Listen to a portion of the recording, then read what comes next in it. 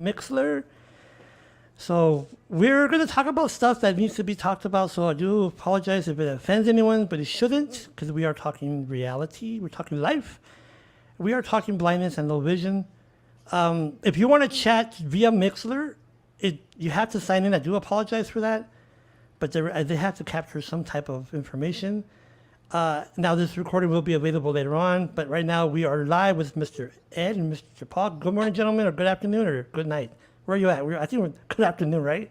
It's good afternoon here. Yeah. How are you Yes, it both gentlemen is. doing? We're good. We're good. Okay.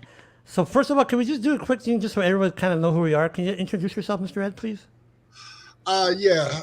My name is Ed Davis. I'm the founder and president of Blind United Incorporated, and I've been blind, legally blind since 1984. Totally blind since about 2008. Mr. Paul? Yes, good afternoon. I'm Paul Howard. I am blind, have just light perception, was born with cataracts, had had that surgery at the age of 2 due to my eye hemorrhaging, and I had an inoculation in my right eye, and I have a prosthesis in that eye, and I just have a little bit of light perception in my left eye at this time. Pretty much blind, can't read any print, can't identify any eye.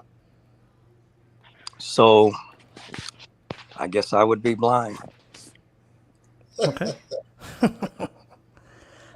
So myself, I am visually impaired or I'm blind.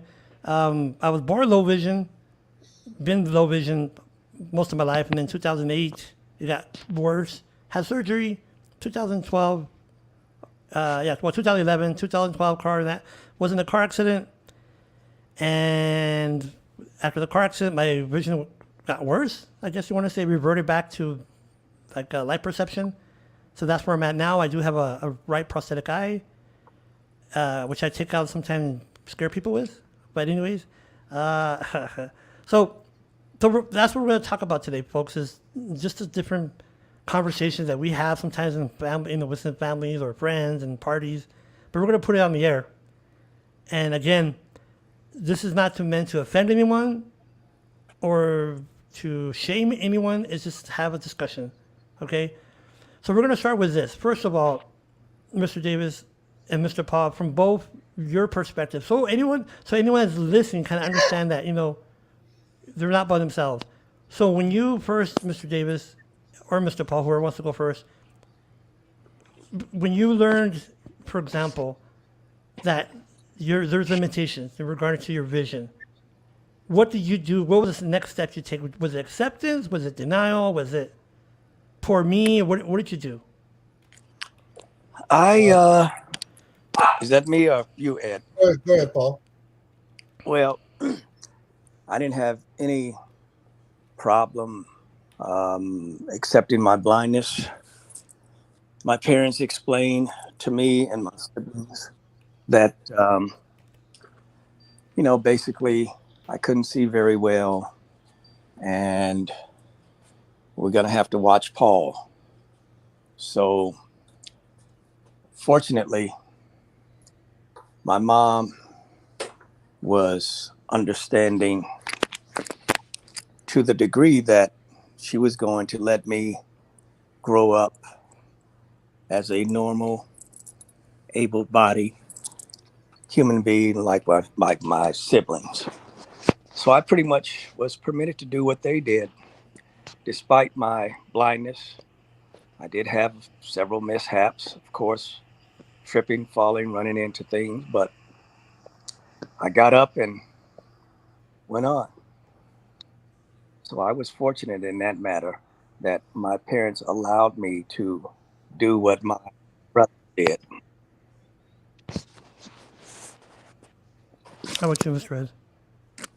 Okay. Well, myself, I was fully sighted, normal, whatever you want to call it. Now that I look back on it, but I had an accident back in 1984 where I was on my motorcycle and broke my entire face, cut my eyes into two pieces on the right eye and five pieces on the left eye. So went through a whole bunch of hours of reconstructive surgery and trying to fix my eyes and stuff. And well, as it turned out, they ended up taking my left and kept my right. They was able to fix it. So I was actually fortunate enough to regain vision in that right eye for many years. So the accident was in 1984. So again, for me, it was, you know, now I got to change up. I was a truck driver. I got to change up. I still got a family to support, a young family that I had to take care of. So it was readjusting and trying to reacclimate myself and find a way to support my family. And then, as time went on, that vision faded and that eye glaucoma had set in. And, by 2003, oh, I was fortunate enough to actually even be able to drive a car again. So, I mean, so I was able to drive all the way up until 2003. And then by then I was just done. And then by 2008, I was total. So at that time, I mean, it was the blind community was just totally, I was oblivious to the community. I knew nothing about it and had never met another blind person in my life, so I got caught up in my own, woe is me thing. And, now I'm total, I'm useless, all this other kind of stuff. How am I going to help my wife? My wife is working two jobs, trying to take care of the family, all this kind of stuff. Is, just feeling like less of a man, until, was it 2011 when I finally made it to a training center. And man, I was amazed. As bad as I thought I had it, when I got down there, I realized I didn't have it that bad at all. I met a lot of, I mean, I was introduced to the community, and man, they were very welcoming and so on and so forth. And training center was amazing because not only did it give me my independence back, but it also allowed me to realize I could do probably 85% of what I used to do before I lost my sight. So, I mean, I was very grateful, for that. And now it's my mission to try to help people and help them through that journey and try to, guide them in the direction where they can get to the resources and, training that they need. Yeah, and yep, that's what we're going to talk about. And that's basically the same with me, Mr. Davis and Mr. Paul, and those who are listening. I lost my vision, to where I'm at now in 2012. Prior to that, my best vision was 2040, and so it was denial. I had denial. I'm not gonna lie to you. I even told my family there instance of suicide, but I got over that, and now I'm at where I'm at, and that's what independence is really important to that. When I say independence, folks, that means knowing how to take care of yourself, either by cooking, cleaning, dressing yourself. There's methods to that. There's technology available, but there's a big but now. Like Sir Mix-a-Lot says, that the but is we have to afford ourselves and others the ability to be independent. What that means is if you see or you think that your family members are enabling you, what I mean by that is they're doing stuff for you, you need to stop. And I'll let Mr. Davis and Paul kind of continue on that discussion because I don't want to get too harsh yet, but I'll let you and Mr. Paul go. Go ahead, Paul. Okay. I went to public school and I was in a partially sighted, visually impaired program in a public school in Gary, Indiana. And it was the first public school system that allowed actual blind students to participate in a visually impaired program in the state of Indiana. If you didn't go there, you went to the school for the blind. So I was in public schools all my life. As I gradually progressed through the various grades, my sophomore year, my mom and resource teacher discovered a program up in uh, Hardwick, Vermont, via the Bronx, New York. They had a program, a summer school, summer camp program that I attended in 1970, 72, 73. And it was basically with other blind and visually impaired persons, but I got high school credit and I met different people from all around the country that were either blind or visually impaired that went to public school or a residential school. And I discovered then that having the opportunity to live my life as a able-bodied person with my siblings, my skills were much more greater than those individuals who I had met those 3 years because they were either sheltered by their parents or they had very little confidence in themselves. They went to a residential school, which basically sheltered them from the general public. They didn't allow them to participate in developing their socialization skills, travel skills, communication skills, so on and so forth. So they were very reserved, very quiet, um, introverted, and they just didn't really have much to say when it came to carrying on a conversation, which really amazed me because I wasn't the most outgoing person, but I was able to strike up a conversation with my peers most of the time, be them blind or sighted.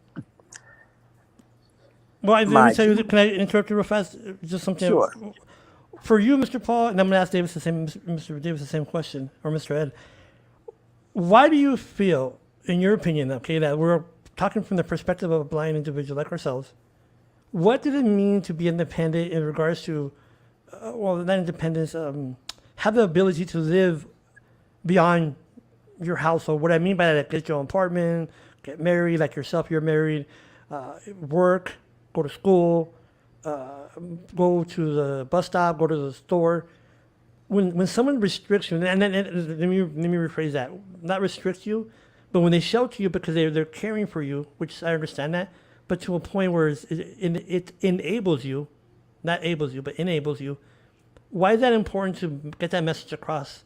That we need to understand that that's not good. It might be good at that time, but when you get to be on your own, your mom and dad, eventually, I hate to say this, when they move, pass on or whatnot, you're by yourself. So what can you say to that comment when I say, how is it important to be independent? Go ahead, Ed.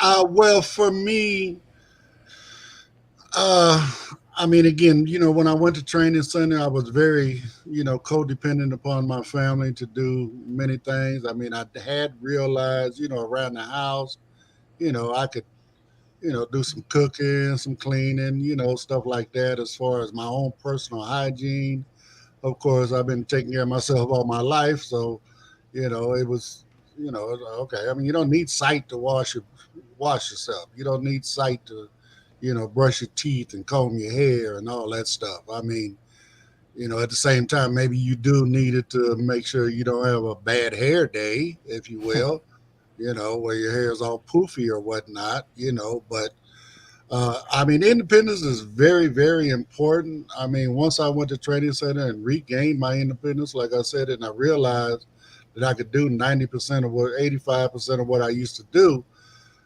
that's me also recognizing my limitations. Okay. And what I mean by that is, I've had people tell me I'm very good with my mobility skills, but at the same time, I don't go places where I'm not familiar. I mean, I'm not going to say I don't go there, but when I do go to these places, but somewhere I'm going to be going on a regular basis, yes, I'm going to take somebody with me. I'm going to do everything I can to learn those route, landmarks, so on and so forth that I need to access that facility or place, venue, you know. But if it's just something for the day, if I've never been there before, I'm being honest. I have somebody go with me. I have, one of my grandchildren or something like that with me, and they help me out a lot, But for the most part, I do all my own cooking. I do all my own cleaning. I wash my own laundry. I go back and forth to the doctor by myself, stuff like that. Learning how to use, as we call it, the tools in our toolbox. Meaning like I have transportation through my medical. So when I'm going to a facility where I don't know my way around, I do what they call door to door. That way they're going to take me upstairs to that doctor's office. If I know where I'm going, I do curb to curb. Which is basically what Uber and Lyft is. You get in that, and as long as they drop you off in the right spot, you're good. Yep, that's true. How you about you, know. Mr. Paul? I mean, because you're in the education field right now, and what do you say, in regards to your independence? I know you're very independent, but I'm trying to show a trend here of being independent leads to other things in life. I tell my students, I've taught for 30 years, and I've taught middle, high school, elementary. And I used to tell my high school students, I haven't had that many over the last few years. I've been focusing on elementary and middle. But I tell them, wear your glasses. If you don't, your vision is going to get worse than what it is. I wish when I was your age, 15, 16 years old, I had the vision that you had. You're going to be wanting to drive like your friends in the next couple of 3 years. Wear your glasses. So that somewhat convinced them to wear those glasses despite themselves appearing as if they have a vision problem. Mm-hmm. Um, I went through a training center in South Bend, Indiana. They taught me orientation and mobility skills.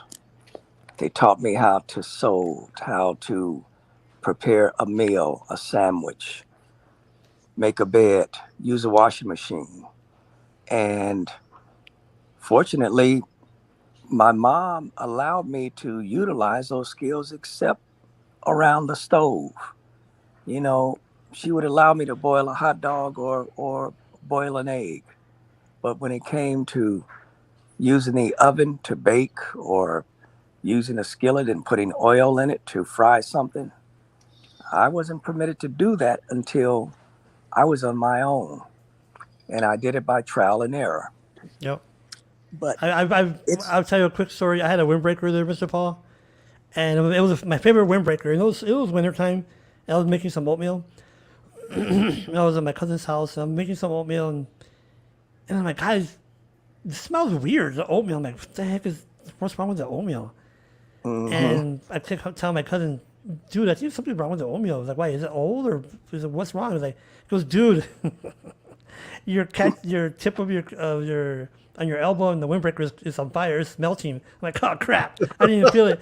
But I'm like, okay. But when I'm trying, what I mean by that is trial and error, folks. And by the way, we do have listeners. Thank you for listening to the Let's Talk Stuff podcast, or show actually. And so going back to my comment, trial and error is going to happen. We all do that, no matter what it is, right, guys? I mean, cleaning, cooking. My family, I'm not going to ask them to do something for me until I've tried and convinced myself that I can't do it. I'm going to try and try and try. And after, like say, trial and error, trial and error, trial and error, okay, I realize, okay, I accept I can't get this done. and then I'll ask somebody to help me with it. So, but other than that, I'm gonna try. Yeah. It doesn't hurt if you could try it. And if you can't do it, oh well, I tried it. At least God knows I've tried things here at the house and I royally screwed them up. But at least I tried. Might be expensive, uh, mess up, but but maybe let me go ahead and go to the next subject. And by the way, again, thank you for those who are listening. So let's talk about, you kind of touched on this, Mr. Davis and Mr. Paul. You probably more subject matter expert with the students. Personal hygiene, and what I mean by that is personal hygiene when it comes to someone that's either low vision or blind. Are there two different discussions? In other words, do we expect different stuff if you're low vision, or do we expect different stuff when you're blind? For example, if you're blind and your clothes are wrinkled, we're like, okay, they're blind. Oh well. Or if they're low vision, oh, their clothes are wrinkled. Oh well. Is that a valid excuse for both of you or not? Not at all. Um, One of the other skills that was shown me as I was growing up was how to iron my clothes. And I do it occasionally now, but when I'm going out into the workplace, I make sure that I'm color coordinated, my clothes are matching. I'm not wearing anything that's faded. Um, Make sure my hair is brushed, teeth are brushed, put on deodorant, aftershave, cologne, whatever it is that I might do every morning to prepare myself to go out into the real world. And I was shown how to do that at the age of 17 at a training center back in Indiana. And they emphasized the importance because even though you may not be able to see yourself in the mirror, when you step outside to your front door, the general public and everybody else is going to see you, and they will make a perception of not only you, but they perceive that all other blind and visually impaired persons are like you, and that's to be expected. I always tell myself, and I would tell my students, they would make comments, oh, Mr. H, you look very nice today. I like your glasses. I like that cologne you have on. And I would have to thank them and everything. And I would let them know, well, you don't expect your teacher to come up in here looking like a clown, do you? That part. And they would all get a chuckle out of that. And, that's what I would have to tell my sighted peers, when I would walk down the hall. Hey, Mr. H, looking good today. Thank you very much. What is that you're wearing? I like that cologne that you have on. Or where did you get that sweater or those slacks? They were very complimentary, and it made me feel good because I'm not only representing myself, my family, but I'm representing other blind people. True. How about you, Mr. Davis? Because I know for some reason, Mr. Davis, for me, you seem like you would be a very self-conscious person about your looks. I don't know why, because of your confidence. You have a lot of confidence, which I appreciate, and so that for me that translates into, like the we call it people that not arrogant but confident regarding yourself, because I guess the level of independence that you've gotten or you achieved so far, and like you tell me that you already were talking, just to let you know, folks. Mr. Davis was telling me that, oh, I'm gonna go on the bus and go on the train and go on this and go on that. I'm like, wow, I'm mobile, or I have mobility, but that's like, wow, like over my pay grade. But what do you say to that, like yourself, Mr. Davis, when it comes to personal hygiene and how you look, and why is that important in regards to Well, perception? it's this way. Don't let your blindness be a barrier or an excuse for you to take pride in the way you look. I mean, or the way you feel about yourself. I mean, blindness is not an excuse to walk out with a wrinkled shirt on. I mean, as Paul was saying, in training center. I mean, we go through what they call independent living skills. And part of the independent living skills, as he already stated, is cooking and cleaning and stuff like that. But we learn how to clean toilets, we learn how to sweep floors. But again, we also learn how to iron. And from someone who has lived on both sides of the fence, I'm not going to say it's not a little easier to iron your clothes when you can see them, but at the same time, doing it as a blind person now, there's not that big of a difference. You just run your hand over the garment and make sure that you don't have any wrinkles in it. When you iron it, you run your hand over it again to make sure you didn't iron a crease into something that you didn't want to crease. It's all about that feel. It's all about learning different techniques that will help you to make sure that when you walk out of the house, as Paul said, you're not looking like a clown, And I mean, now as far as, don't get me wrong, I appreciate comments and stuff when I'm out there, but sometimes it's almost feel like they're not expecting us to be so well dressed and so well kept. I have people all the time saying, oh, well, that's amazing you do this. Well, why is it amazing? I don't get it. What am I going to do? I'm going to sit at home and cry and, in the corner? What? No, I have to live my life. I think when they say that, Mr. Davis, I think they're like amazing. Just my personal opinion, I hate when they do that. You're an inspiration. And I'm like, you know what? I'm not an inspiration. I'm an example of what we could do. And one quick trip or trick for those who are listening. If you have a T-shirt that you think might be wrinkled, and I've done this in the past when I could see also, so it does work. Put the shirt on the bed, flatten out on the bed, and if you have any kind of starch, spray the T-shirt with your starch, and with your hand just smooth it out, and it works. Believe it or not. Now I don't know about pants or shirts and whatnot, but T-shirts it does work. So just a little tidbit there. Well, again, there's techniques, George. Again, I wear a lot of T-shirts. So myself personally, I pull my T-shirts out of the washer. I don't put them in the dryer. I pull them out the washer. I shake them out. I put them on a hanger, and I let them air dry. That's exactly what I do. I don't use starch. I have in the past. I did at the beginning, but I don't use it now. I use the same method Ed said. I take it out to dry it, shake it, hang it. Now, because I'm lazy, not because I can't, but because I'm lazy, I go ahead and I send my button-ups to the cleaners. Yeah. So before we go any further, you're listening to the Let's Talk Stuff show. We're at the halfway mark. It's 2:30 already. So we're going to take a quick break. I want to play what's called the Accessibility Minute. It's from Easter Seals. And they're going to be talking about a lamp.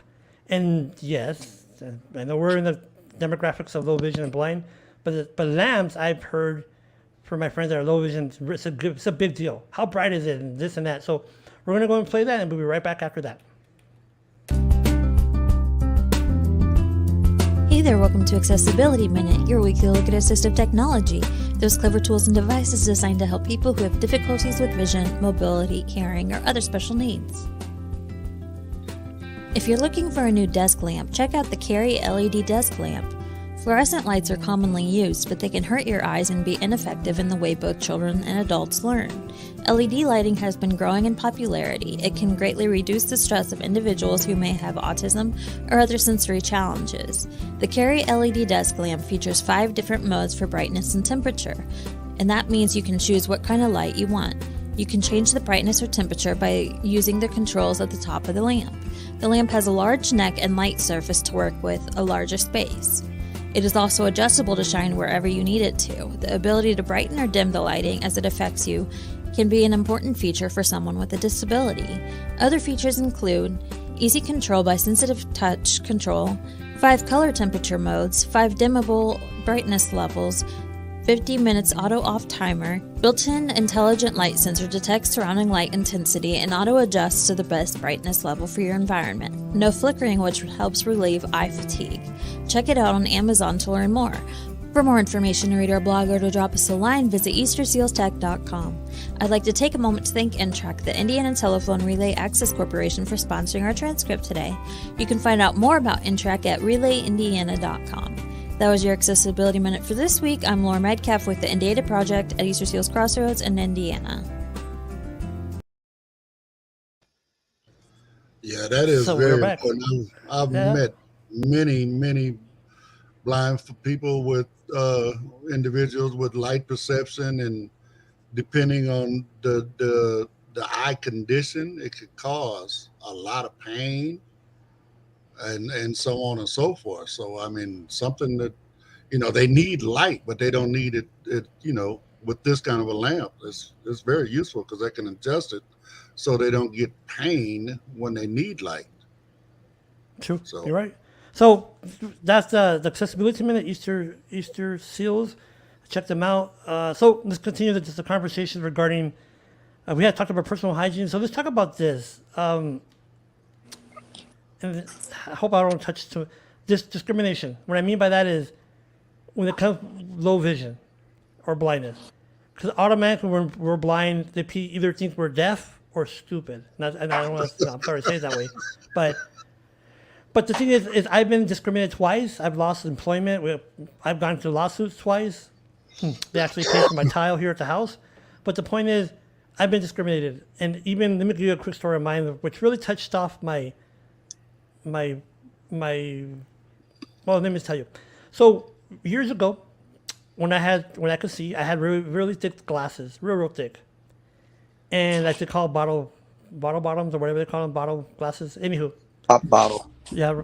So I was young. I was working at Kmart, and I told my mom, you know what, I would live on my own. She was great. Get the heck out of here. Not really. And so she took me around to look at apartments, and I found an apartment, and I gave a deposit. I passed a background check, but I didn't get no return call. So I kept looking and waiting and waiting. They didn't call me back. So we went. So I walk in, and I see the young man that was helping me. He looked at me, and he put his finger up like, stop. Like, put his hand up. I'm like, okay. And he pointed outside. I'm like, okay. And I noticed to my right or to my left, there was a lady in her office. I guess that's the manager. So when I saw him point out, like, to go outside, I'm like, what the heck is that about? So we went outside. I'm standing there, and he walks up. He's like, real nice guy. He goes, you know what, Mr. Sawala, just want to let you know you got approved. I'm like, great. So what's the problem? You can never call me back. He's like, well, I want to talk to you outside. I'm like, okay. He's like, the reason why we're not going to let you move in is because the manager is afraid that you might burn the place down. I'm like, excuse me? Because your vision. And folks, to tell you how I felt, even now, but I say it's like, really? Just because so that's what I mean. When you feel that self-doubt, it sucks. But again, discrimination when it comes to being low vision or blind, do you have any experiences, Paul and Mr. Davis? go ahead, Paul. I'm quite sure you lifetime of discrimination. Yeah, at times I have had similar instances. I can think back when I applied for a position at the U.S. Post Office in Gary, Indiana. And I got a notice in the mail, and it said, if you have a disability, bring whatever assistance that you need. So I went with my brother to take an exam, but when I got there, they said, well, he can't read the exam to you because we're not sure who's answering the questions. I said, well, the notice that I got in the mail said that if I have a disability, I can bring whomever. Well, they were referencing an individual who had a hearing impairment only if they needed an interpreter or if they needed a individual to assist them with sign language. And from that point, I gathered my attorneys, filed a EOW OC complaint. And to make a long story short, I ended up getting placed in this post office as a blind merchant. I was operating their vending machine facility, which I provided various snacks and sundries and things of that sort for them in their break room. That's how they came to a conclusion and solved the discrimination suit that I had filed against them. They allowed me to take over their break room location with a bank of vending machines, and that was that. But I know now of a blind gentleman who does their stamp distribution here in Southern California, down in San Diego, and he's been with them for 19 years.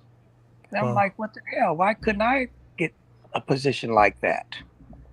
You know, but they said, no, blind person can't work in the post office. And he is one of a couple that I'm aware of that works for the U.S. Postal Service. So I mean, I'm how about you, just Mr. Davis? George, I'm going to jump in here if you don't mind. Of course. This type of discrimination is rampant throughout our country, throughout the planet, to be perfectly honest. But here within the United States, the statistics show that we are 70% or underemployed within America. And part of it has to do with the discrimination. Part of it has to do with the lack of understanding about the assistive technology that we use. But when you sit down and you really look and see, we have doctors in the blind community. We have psychiatrists in the blind community. We have architects in the blind community.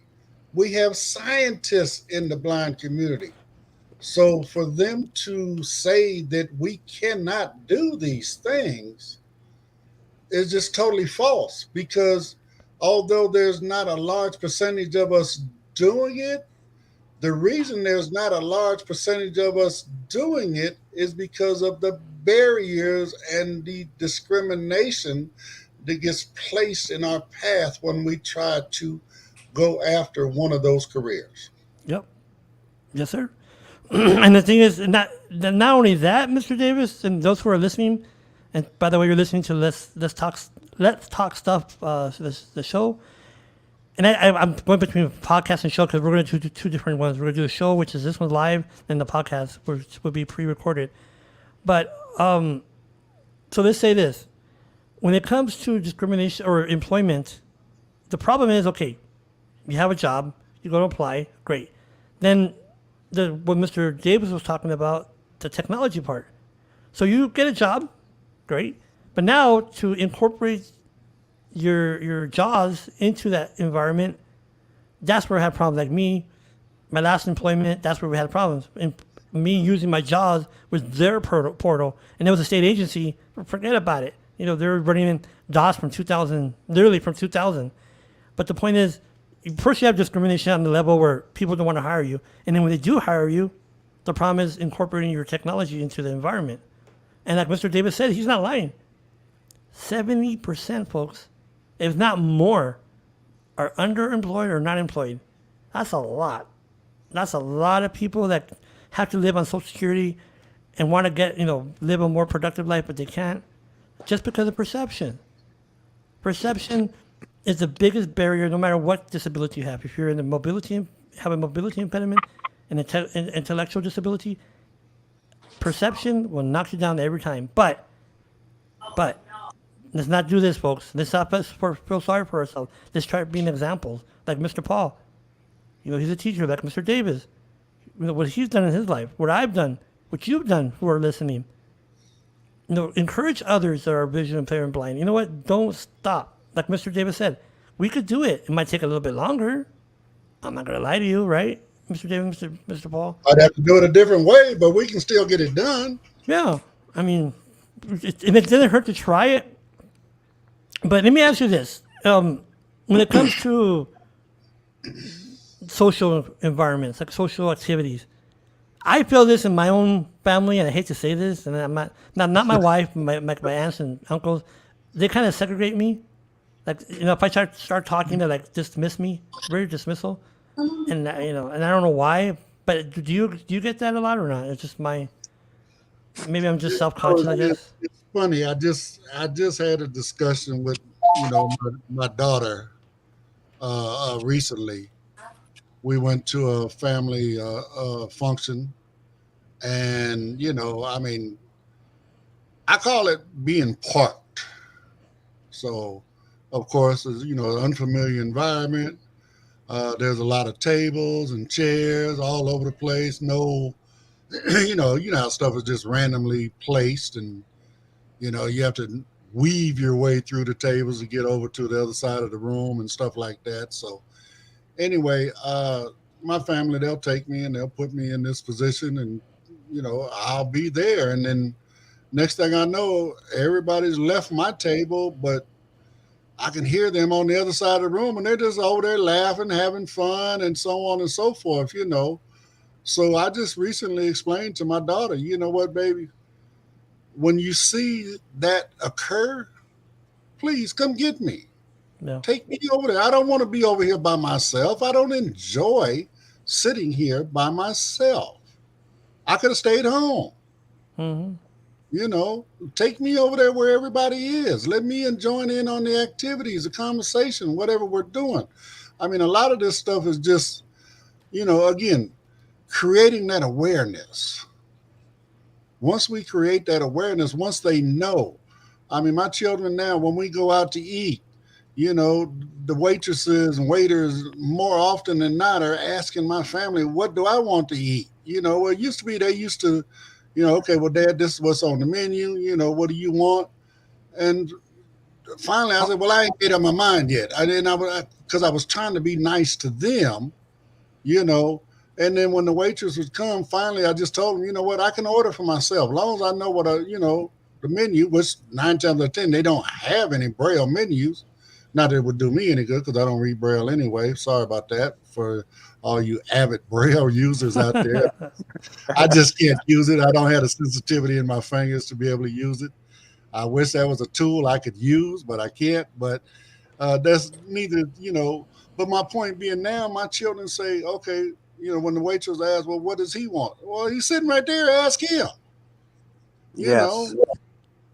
Talk to me. I'm not, as you said earlier, we're not stupid. I mean, when we're walking through the train station or whatever, you see us out there, if we're not bumping into stuff, we're good. Mm-hmm.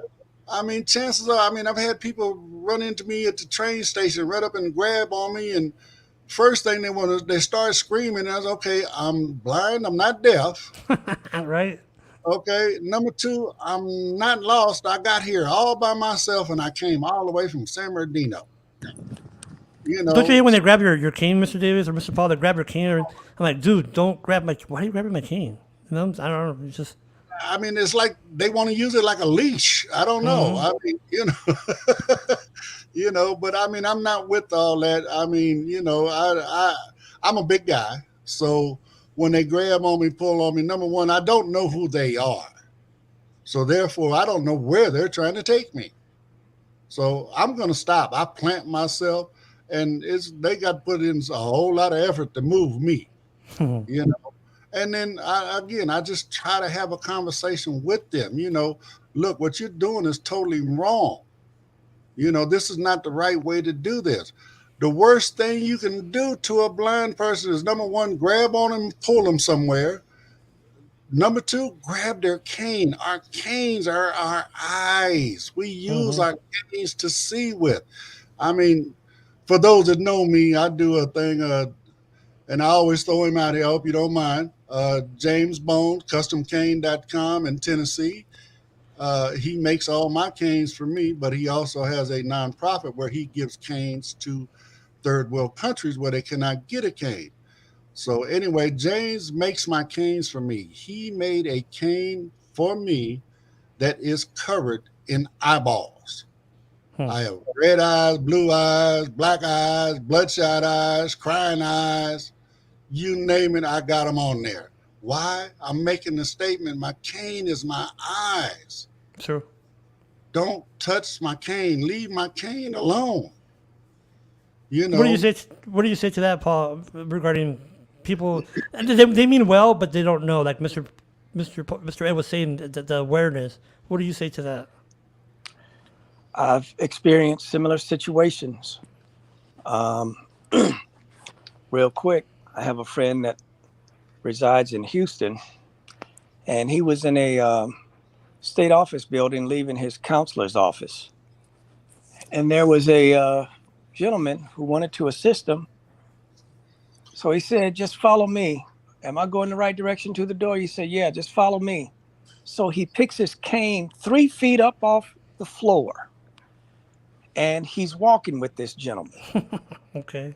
And I'll be damned, this guy is in a wheelchair today because the gentleman who picked up his cane led him to a flight of stairs that he fell down, fractured his hip, fractured his back, and he's been incapacitated for the last 4.5 years because of individuals that we've just talked about doing such stupid things as picking up our cane and trying to lead us.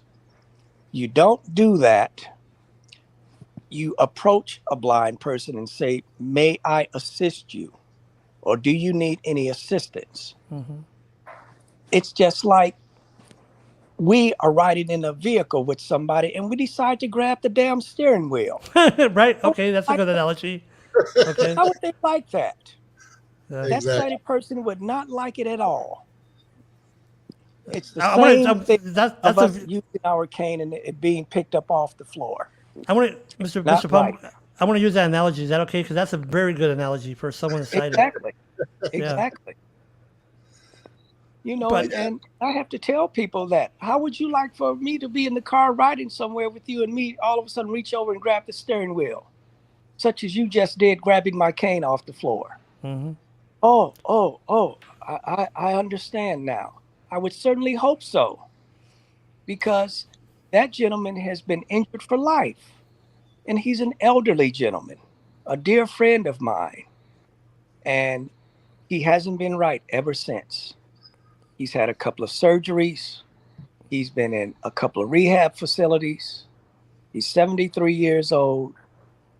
He lives alone, and he's blind, and he hasn't been right ever since. This guy was an able-bodied, sighted gentleman who worked in steel mills back in Indiana for 42 years until he started having vision loss and he succumbed to glaucoma. And he's gone through a couple of training facilities, and he had just relocated to Houston. And 5 months later, this guy has been incapacitated for the last 4.5 years Wow. because ignorance of an Ignorance. individual picking up Ignorance. his cane and trying to lead him to the door. And Yeah. and when you lead somebody to the door, at least you could say, hey, we're approaching some stairs. Are they going up or down? Let me know. He didn't even bother to do that. But like you said, Well- now what little independence he did have left, he no longer has anymore because he's in a wheelchair. Nope. Mm-hmm. I mean, it's hard enough trying to walk around with a cane and navigate your way through life, but imagine trying to be blind and in a wheelchair. Yep. How are you going to do that? I mean, I'm not going to say it's not being done, but I mean, I just can't fathom trying to what do I need, a 10-foot cane to put out in front of me in a wheelchair or something? I mean, I don't know. And I need a motorized chair because how am I going to roll my chair without having, I got to have one hand on my cane. Yep, You that's, know, you're right. I mean- And then that's that. But that going back to where we've been talking about awareness, and without that, us having these discussions, these public discussions regarding, our barriers, our our experiences, people are not going to know. And hopefully this is passed along to those who are sighted. What I mean by sighted is family members, friends, our family members.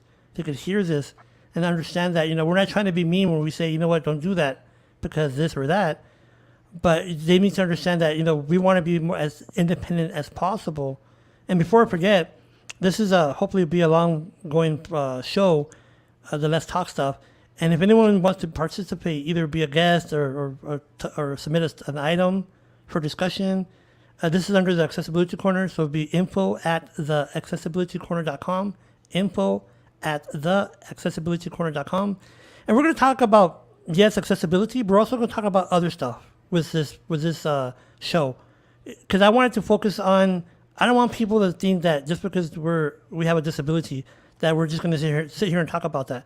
I want to talk about sports. I want to talk about Mr. Davis's experience as a truck driver. I want to just all Mr. Paul as a teacher, just all these different topics, because we're more than just being blind.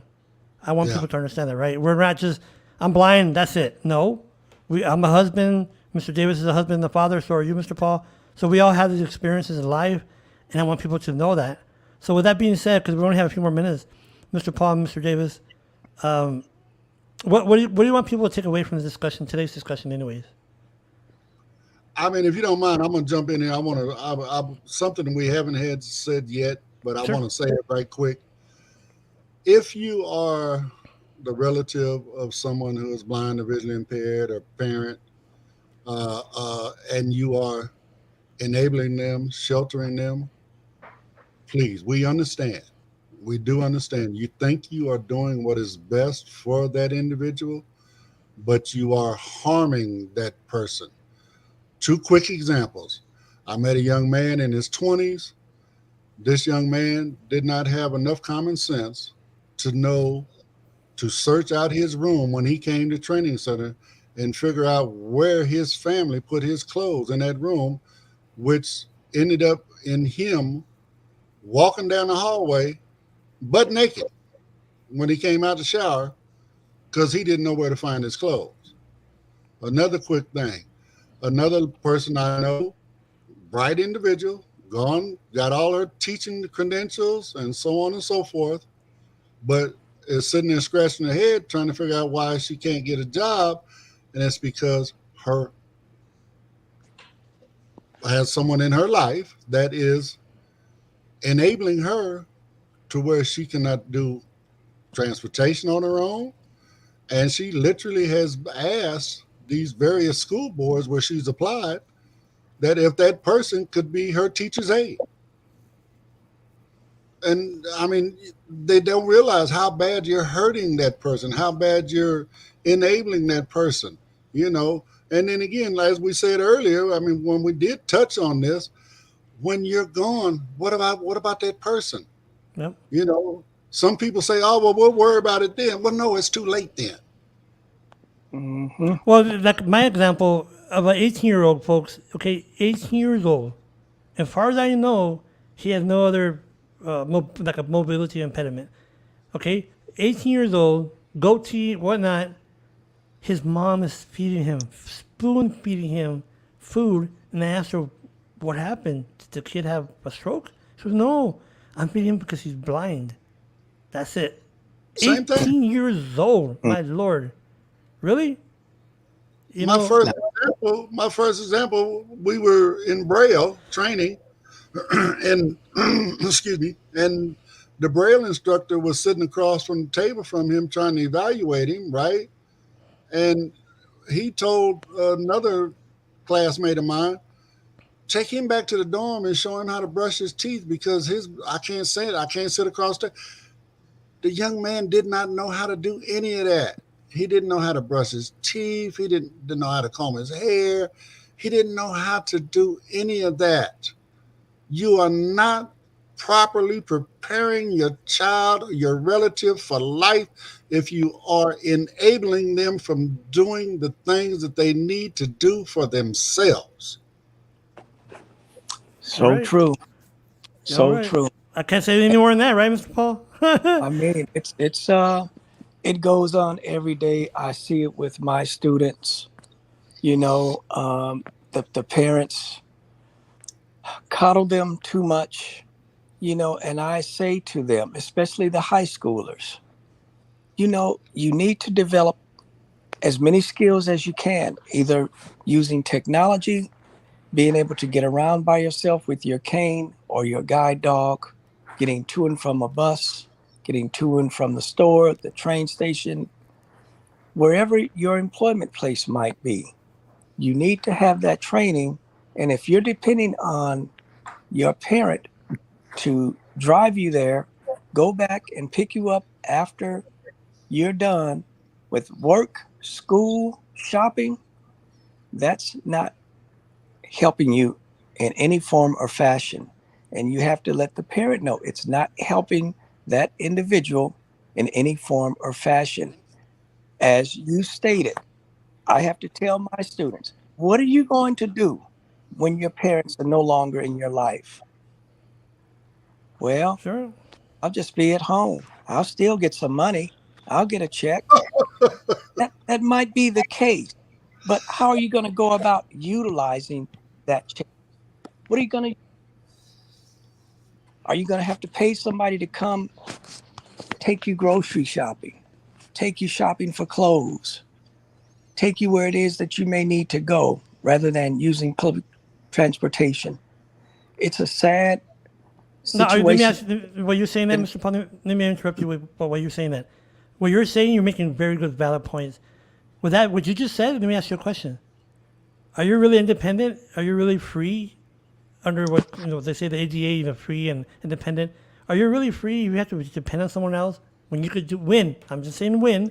You could do it for yourself. For example, go to the store or go to the restaurant. If you could do it yourself, but you'd rather just sit there and wait for someone to come bring you and take you, that's what I mean, folks, that we have to stop doing that as ourselves. We have to blame ourselves too. Because I've been guilty of that. I'm not going to lie to you. I've been lazy and, I'm going to do this. But we need to stop that. We need to stop having those perceptions that, oh, I'm a poor dude. I can't see. I need help. No, we need to stop that. But more importantly, like Mr. Davis was saying, awareness. And before I go, I wanted to mention something, Mr. Paul or Mr. Davis. Guide dog guidance or guide dog awareness. What to do or not to do when someone has a guide dog regarding the other person. Let's say I'm walking towards someone that has a guide dog. What don't we do? First, you don't ask to pet the dog because it will distract them from leading that person. Secondly, you don't ask the traveler who's traveling with the guide dog, what's your dog's name?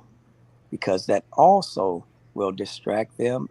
And that dog might be out and about and they run into that individual again and they hear their name called.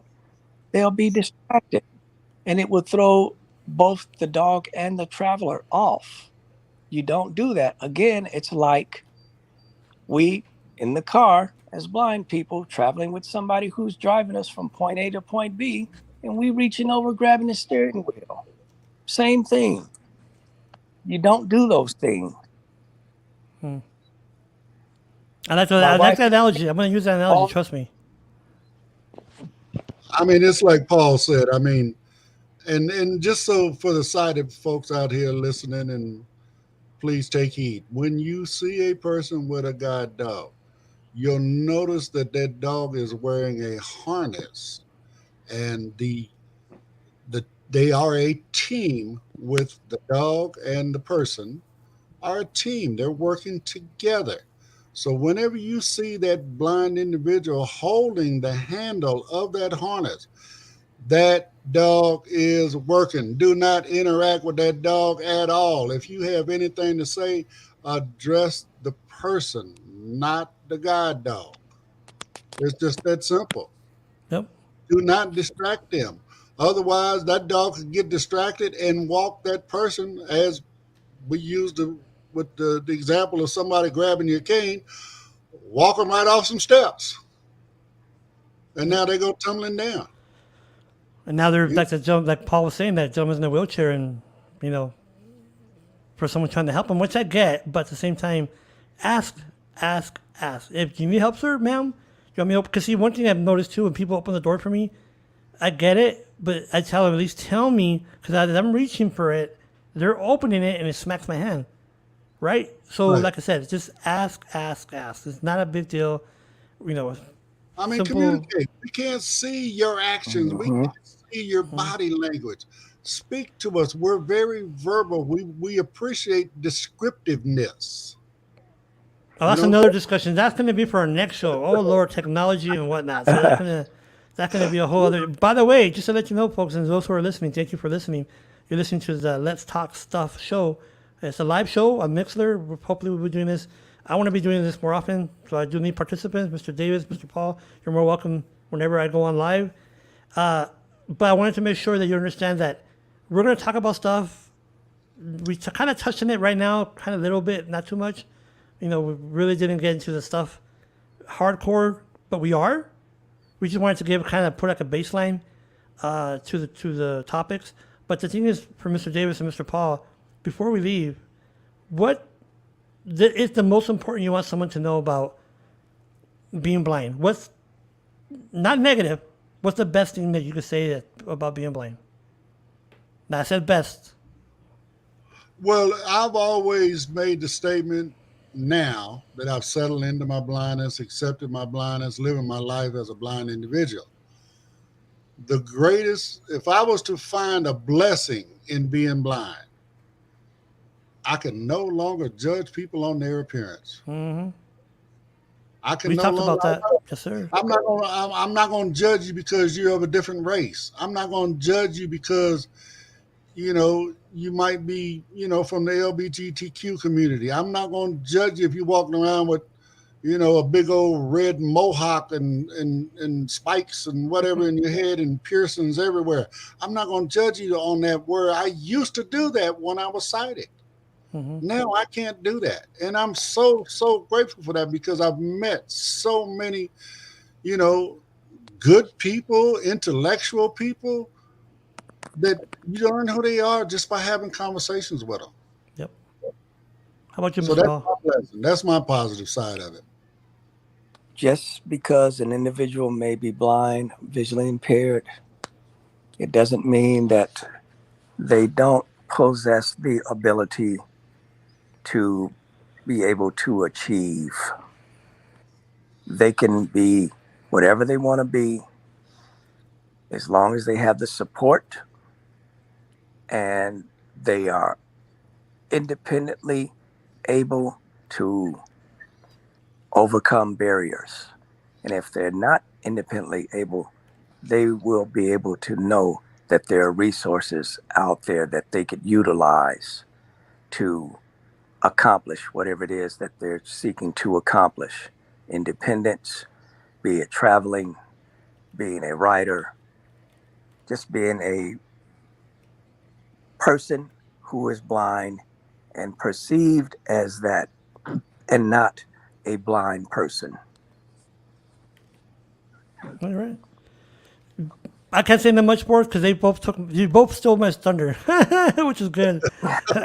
Which is good. That's what we wanted to finish on that note, because people, those who are listening, thank you for listening also, that, yes, we have a disability. Yes, we have limitations. Everybody has limitations. Everybody. I don't care who you are. From Arnold Schwarzenegger to whoever you want to say, they all have limitations. But of course, ours is more severe because we can't see, right? But that doesn't make us a different person. But with that being said, we're going to go ahead and leave now. I'm going to try to play some music here, folks, to see how this works. Let's go ahead and do that. Well, while you're trying to get your music together, I'm going to say one thing. And PC now is not disability, it's more what they call special needs. I have a quotation that says, "We all have special needs. What's yours?" True.